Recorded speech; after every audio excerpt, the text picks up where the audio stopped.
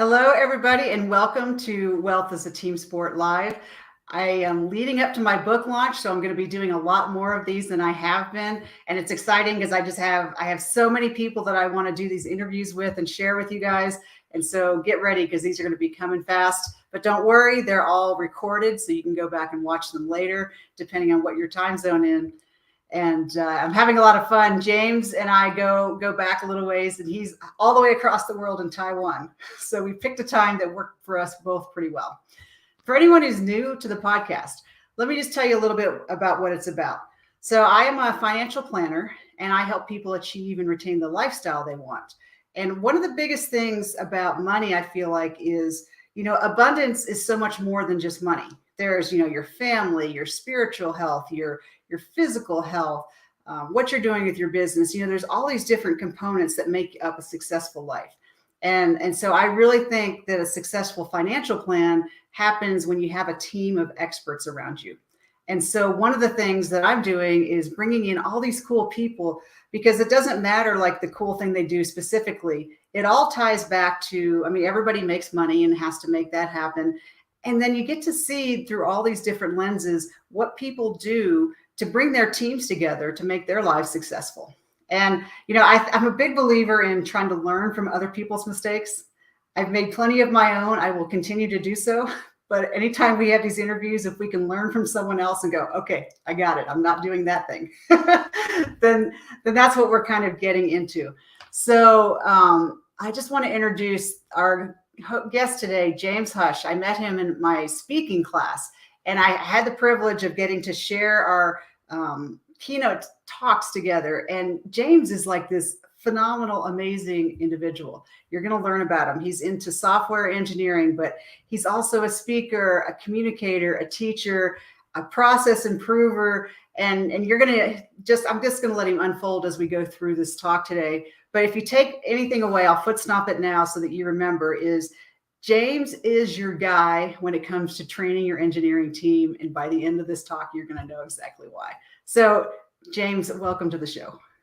Thanks for having me. Good morning, good evening, good afternoon, there's whatever times in between. I know I've been learning Chinese the last little bit. I just learned that they have 5 different, you know how we say good morning, good afternoon, good evening? Yes. There's like 2 other times that are on my vocabulary list that I'm just not going to learn.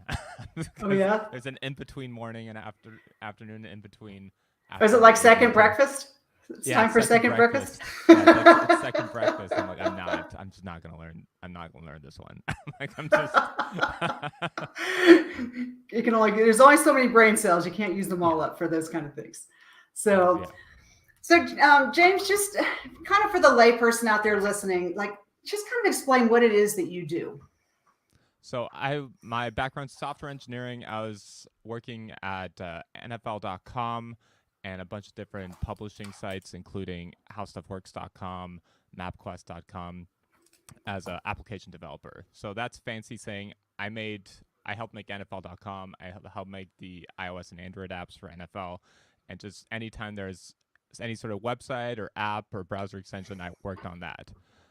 From there, because naturally I was always a good teacher, I was always back in university, I was a guitar teacher. I was always kind of like the person who would help other people and kind of explain stuff because I'm really patient.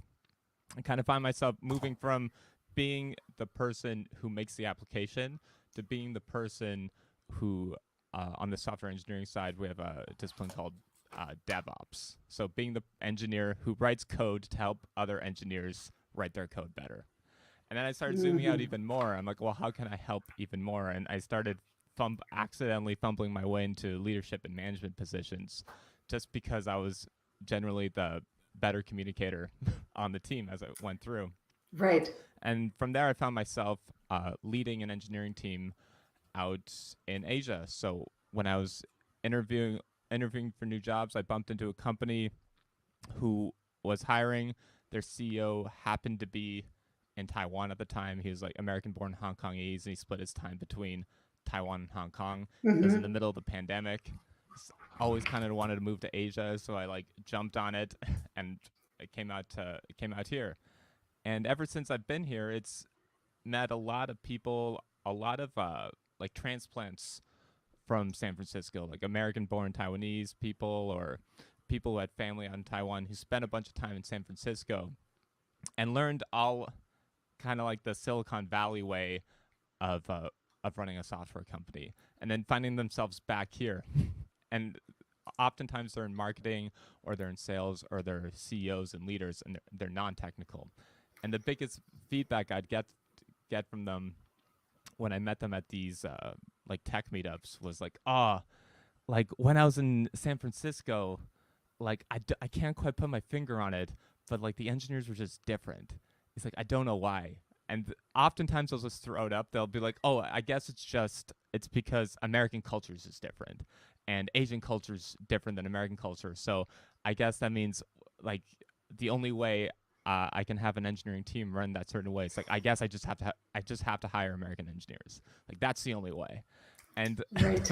hearing some of these, like just talking to these non-technical leaders and hearing some of their problems, I started saying like, no, that's not a problem with like Asian culture on engineering, man. That's like just a problem. Like you just need to train the engineers better. Right. Like Right. they just don't know. They don't have experience. Like they just don't have experience working on websites with 10 million users. So of course they Right. don't know. I'm like, so you need to hire someone with experience to just show them, and then once you show them, they'll be able to do it. I'm like, just like with anything else, if you want to uh, learn how to make like this stream or a podcast, if you want to make it look professional, you hire someone to make it professional. You hire someone to give you the templates, and then once you Right. have the templates, they walk you through it 2 or 3 times. You're off to the races. And so I'm a Hmm. huge believer that uh, there isn't any like magic. I mean, there isn't any like thing magic about being born in America. There isn't anything magic about having a company in Silicon Valley, especially nowadays with how Zoom and the internet's made it so much easier to do these distributed companies. The bit of magic has been in the past, geologically, you've just people who've started websites with millions of users happened to live in a certain area. And so they all happened to have that experience. And because of that, you had that feedback loop where people who showed up to a Silicon Valley, to a Los Angeles, to New York, kept getting that experience. And people in the other parts of the world weren't getting that experience. But I'm a firm believer that I can take the experiences I've learned going through these early stage startups, going through these big companies, and teach it out here. So I've been busy just giving talks and workshops specifically in Taiwan because Taiwan, there just hasn't been any COVID here. Like not nearly the same amount of COVID as anywhere else. So Right. I've been able to do like live talks, live workshops, live speeches in person, which even though I love that we're able to do this stream right now, there's just nothing that beats like talking to people live, I think. Absolutely. Now you jumped ahead a little bit on me, so I want to kind of. It's what's really cool and thing about you is you didn't you start out in Canada? Yeah, so I'll So get how did you? my story We ended there. up in Taiwan, but how did you? How did Yeah. you do that? So I grew up Windsor, Ontario, Canada. Uh, so right outside of Detroit, big like manufacturing town. Hmm. And as a kid, I just always wanted to be. I knew I either wanted to be a rock star or a software engineer. Like I knew like when I was 14 years old, I was in high school. I'm like, okay, I'm gonna take some music classes. I'm gonna take some computer science classes because I'm like, I'm not doing this biology thing. I'm sure as heck not gonna be a doctor. I'm like, I'm gonna be one or the other. Well, and And that's it's funny. I'm a big fan of the band Queen, and I watched that movie. And wasn't their lead guitar guy actually like an engineer? oh yeah, he Brian May, he got his Yeah. PhD in astrophysics. Okay. Yeah. So So it's he's not he out of the ballpark that a super yeah smart guy. he knows his stuff. Yeah, like he definitely knows his stuff. Okay. So I'm just And picturing you now with this hair. I used to have hair down to my shoulders, Oh, like I've got to the see a whole picture of thing. that. So And so anyway. while I was in university, I was a concert promoter during the weekends. So I would promote like rock shows and like pop punk shows and that kind of thing for money. and at the same time, I had a band in college, and we would do like small tours and had a CD and everything like that. So I've always loved being on stage. I always loved live events. Mm-hmm. After college, I really wanted to work at a startup. Like I just wanted to go like the full like let's take the dice, roll hard sixes, try to get like 100x kind of thing. And I joined a super early stage startup out in Los Angeles called GoGuardian. I was engineer number 4, employee number 11, and Wow. this was pre-Series A, so we hadn't had any money raised besides like $100,000 that one of the co-founders put in. Like he just wrote a check. His own money, yeah. And I showed up. I remember showing up for the interview. At the time, like, because I found him through a message board called Hacker News, and at the time I was living with my girlfriend at the time, and I remember telling her, I'm like, I don't think these people have an office. Why do you think that? It's like, well, they offered like the CTO is going to pick me up from the airport. He said I can just sleep at their house. I'm pretty sure I'm getting the like no office vibe. She's like, oh, well, we'll find out. And so I remember I got off the plane. CTO at the time, I think he was the same age as me. We're both like 23, and so he came and picked me up from his car, and he was like, okay, we're gonna go to the apartment. And we went to the apartment, and I walk into this like 3-bedroom apartment, and there's 10 people there. And that's because everyone was working inside the apartment. And so at first I'm like, ooh, what am I going to get into? And then I saw the 2 things that put me at ease was, one, I saw like an adult. Like I saw 2 people who were over the age of 40. I was like, okay. Like they probably have like a wife and kids and like responsibilities, so they're definitely making payroll. That's good. Right. And I saw a woman too. I'm like, okay, cool. So it's not going to be full frat house. I'm like, let's go here. And so at the time, my two goals were, 1, I wanted to work at a startup. 2, I wanted to live in Los Angeles because I still had the dream of being a rock star, and I figured instead of waiting tables, like having a day job 9 to 5, being a coder was a much better deal. So from there, I took on the job. I lived with the guys in the house, and we worked from there. I lived with them for about 2 months, and then we switched over. So how did you go from this startup, and then you're talking about doing NFL.com? So that surely can't be like a startup. That's got to be like a whole different kind of thing. So the thing with the startup is like we were all children, right, on the engineering team. Like, we didn't know what the frick we were doing. If you think a 40-year-old is an adult, yes, you're a child. Yeah, exactly.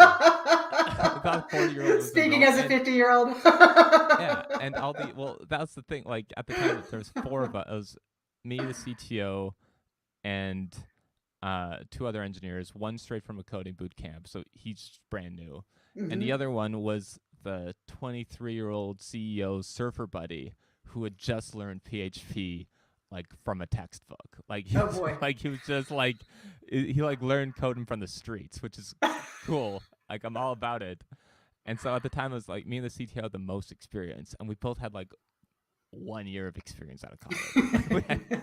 So from there, so at the time, like because of that, we would run into issues all the time. Like the website would just break all the time.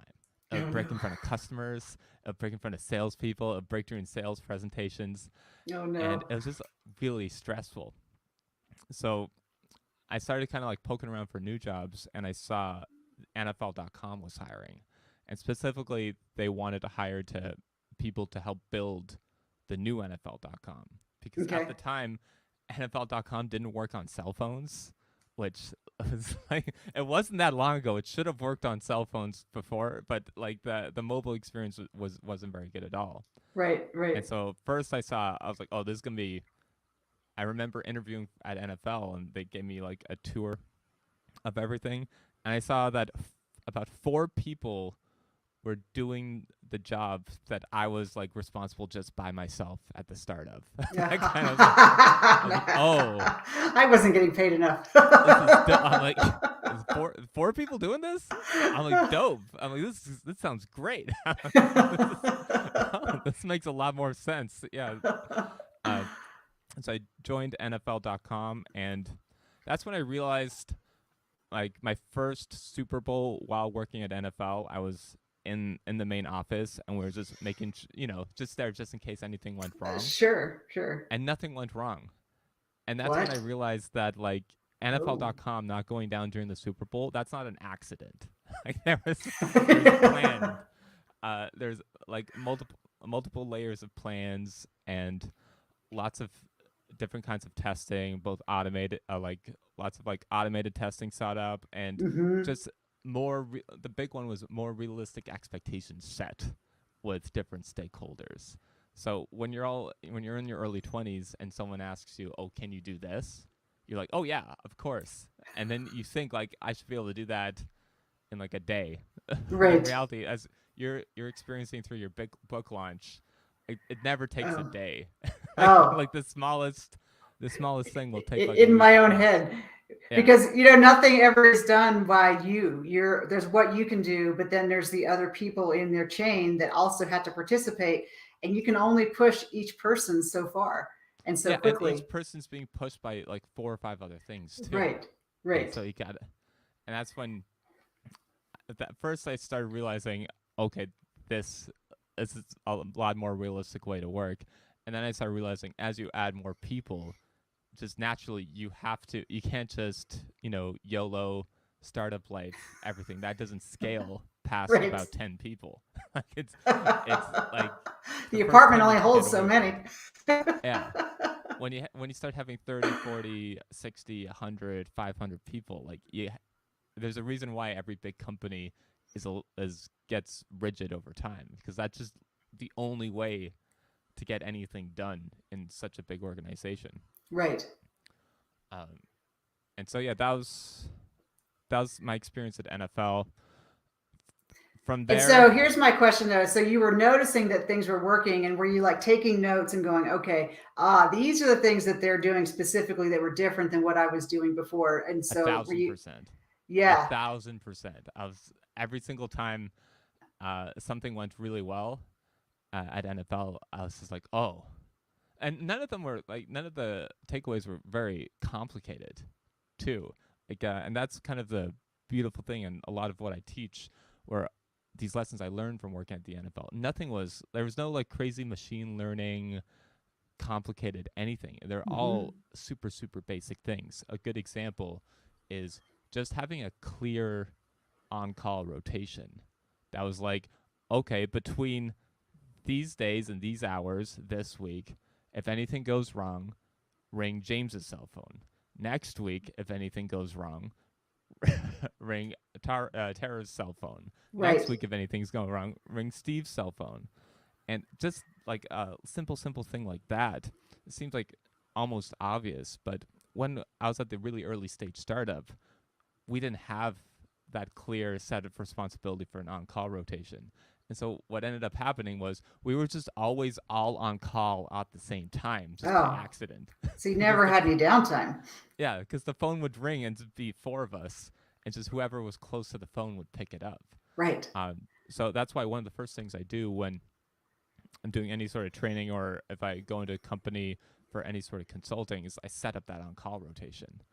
Because then what happens is twofold. One, usually what happens when you have no on-call rotation, there's like two or three engineers who truly, truly care, and they're kind of like personality types is they are just kind of like they have the habit of taking on too much responsibility, and they end up like I like to call it like they do the Captain America method of like engineering, where there's a great scene in the Avengers where Captain America and Tony Stark, Iron Man, are like talking to each other, and Tony Stark asked. So Captain America's kind of story was he like crash landed in some Arctic ice, and then he was frozen for 100 years. Then he was Right. revived. And so Tony Stark's talking to Captain America is like, so wait, so what happened again? He's like, oh, so I was in the ship and it crash landed, like in an airplane. And he's like, why didn't you just eject? Like, why didn't you just pull the parachute out and eject? And the joke there was, in the Avengers, Captain America has this really bad habit of he thinks he has to shoulder the responsibility of the entire world on Right. every single mission. And Tony Stark's like, yo, man, there's just like 6 or 7 other Avengers. Like, we got this. And that same thing happens every single startup. There's always a Captain America who's like, only I can deploy it. Like, only I can fix this, only that. So setting up that on-call rotation, what it does is it kind of shows the Captain America person that, oh no, like, a lot of these bugs the other people can fix. And Right. and by having the rotation to make the Captain America person on the team feel kind of safe, the way we usually set it up is we'll put them on what's called a level 2. So level 1, that's whenever an issue pops up, level 1, that's the first person's cell phone that gets rung. And if the level 1 person can't figure it out after about 10 minutes, then they call level 2. And so the nice thing there is that's all documented. Once a week, we have a meeting talking about, like, how did the on-call go this week. And anytime level 2 was called, we just write down what the issue was and how it was solved and save it in a document. And then what happens is the next on-call person, if they see the same issue, then they don't have to call level 2. Okay, so here's my question for you is I'm having a problem with Amazon and level 1 is not helping me. How do I get to level 2? How do I get through the screen and say, I need the person that can actually help me, not someone who's just cutting and pasting directions from the website? Well, that's funny because I've worked with Amazon, like AWS, like their servers. A couple of the companies we worked at, we were actually renting Amazon servers. Right. And if you're in any sort of business providing like a service, good examples, Amazon, if you have frontline customer support people, if you're in any sort of like enterprise business, a great extra revenue stream is just giving the option for your customers to pay more money to skip level 1. I would pay at this point, yes. Yeah. So for like Amazon, like AWS, the actual service, they offer that service for their servers. So if you want, you can. I think it's something like $200 or $300 American dollars an hour you can pay to like skip. Right. But like when the site's down and you're losing like $100,000 an hour, like you're like, okay, cool, let's just whatever it takes. So here's a question I have for you, James, and I love how you've got this example of how you can do this process improvement. What is it, though, that you bring to the table that's really going to help a company say, what's it going to cost me and why do I want you helping my engineers? Like, what are you going to really bring to that table where they go, this is worth it? The big ones are judgment and, this sounds really cheesy, but communication ability. Now, everyone and their mom says they're excellent at communicating, but judgment, because there's a lot of things you only know once you've gone through it yourself. There's a lot of mistakes. Like, there's a lot of things you only know if you've already made the mistake yourself, and then you can kind of explain it. So judgment is the big one, and being able to package that information up in something that's not only like to the point, but also like a little bit entertaining. Because anything to do with, unsurprisingly, anything to do with like servers or programming, or the moment you say the word process or management, people are like, oh, this is going to be super boring. But because I'm funny and I'm lighthearted and I'm good at explaining things, that makes all the big difference. Because I've seen a lot of engineers kind of like, they think they're explaining something well, but they're not. They're not. They're just like getting frustrated towards the person. Or right. Yelling a little louder. I'll get it if you just yell at me a little louder. Yeah. Or they'll get their way of explaining is just getting frustrated, or their way of explaining is just saying like, "Oh, just give me your laptop, I'll just do it." Like, that's not. And so there's two kind of different things. You can hire like the engineer who just solves the problem, which is cool if you're a smaller company and you don't need a whole lot of work done. Sometimes it makes sense to just hire the engineer to solve the problem. Just like you don't need a full-time plumber working on your house on salary. Right. You just need the plumber to fix the pipe once, and maybe you'll call them up again in a year, and you're completely okay that you don't know how to fix the pipe. That's one Mm-hmm. thing. But when you have a team of plumbers and the pipes keeps breaking the same way, and you need to show the plumbers like, hey, like I need these pipes to never break. That's where calling someone like me in to show everyone and give that experience makes a big makes a big difference. No, and I think you're spot on. And I would never sell that short. Is communication is everything. I remember I took a class and it said like the highest paid people in the world, their number one skill is communication. Because you can do something, but when you can communicate to other people how you do it, and I love that, and that's kind of like goes back to like wealth as a team sport, because I do that all the time with people where, and I love that. I've been calling it coaching, but I like that judgment. Like I've been through this before, so you can do it yourself, but look, I can save you a lot of time and money and frustration and show you how to do it without going down all these dog trails.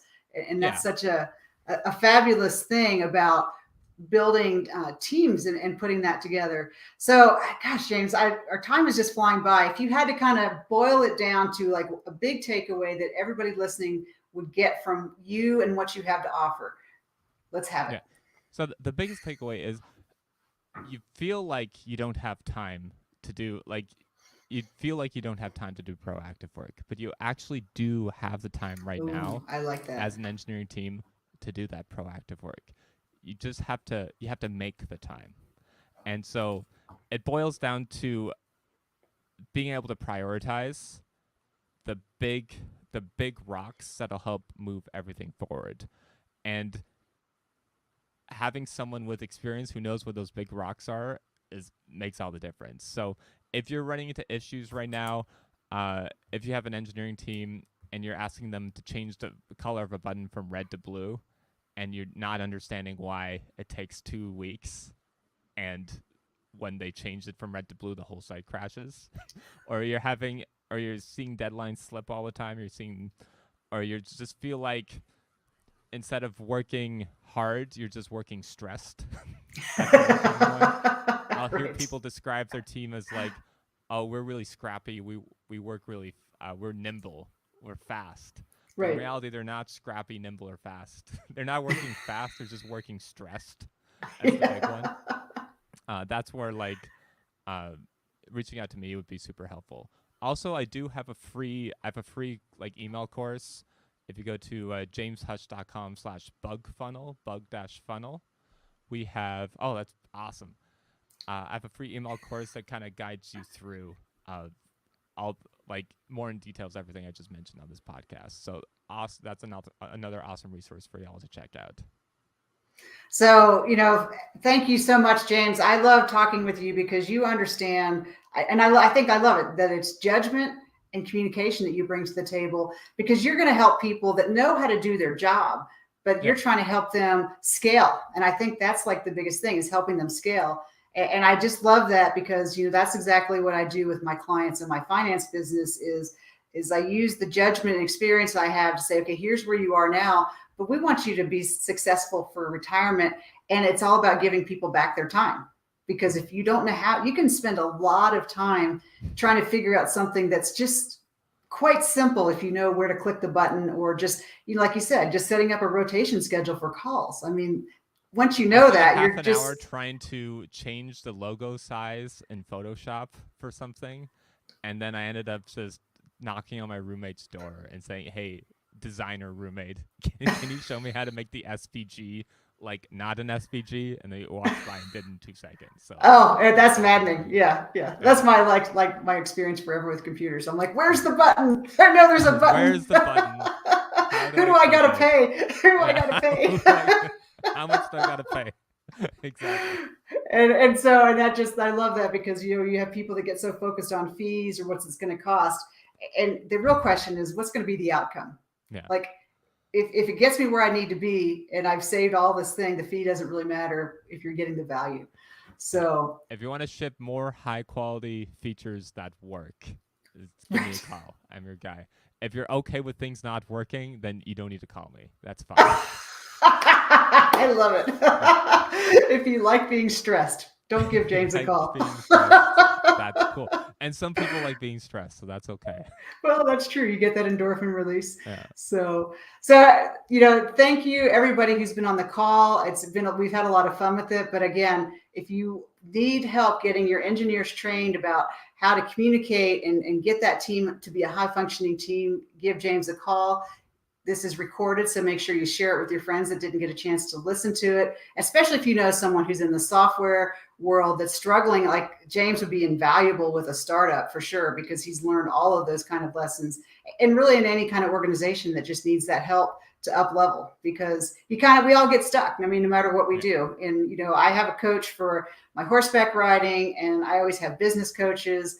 And that's the role that I fill with my clients is I do the coaching, because we always have holes and gaps, because you just can't do everything. There's not enough time. So thank you everybody for being. I can't wait to hear about your success. And James, thank you so much for sharing your time and your expertise. And Thanks. We'll see you later, and we'll talk with you next time. Have a great day.